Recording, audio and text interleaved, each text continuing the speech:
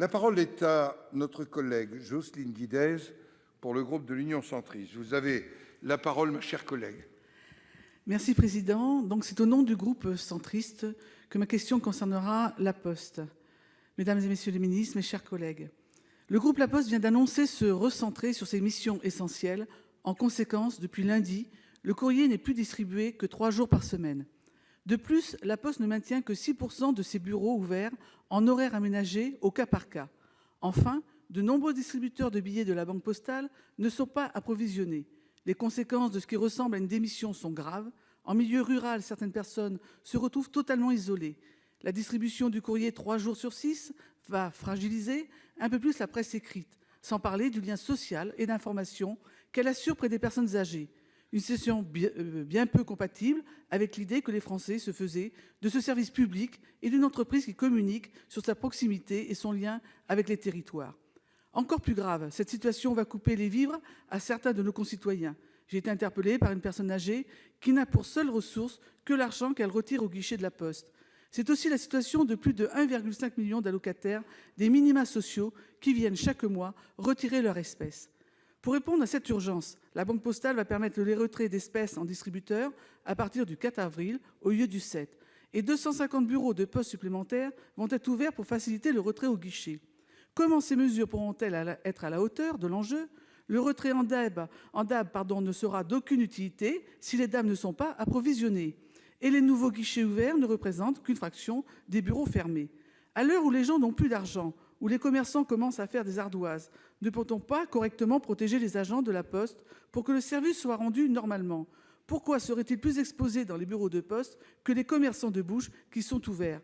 Et n'est-il pas possible, au moins en zone rurale, de répartir les tournées restantes en les programmant dès lundi, mercredi et vendredi, au lieu de les concentrer en fin de semaine ? Je vous remercie. Merci. Et pour vous répondre, la parole est à Madame la secrétaire d'État auprès du ministre de l'Économie et des Finances, Madame Agnès Pannier-Runacher. Vous avez la parole, Madame la ministre. Merci, Monsieur le Président. Mesdames et Messieurs les sénateurs, Madame la sénatrice Guidez, vous avez raison, la Poste fait partie de ces services qui doivent permettre au pays de fonctionner, même dans cette période de confinement.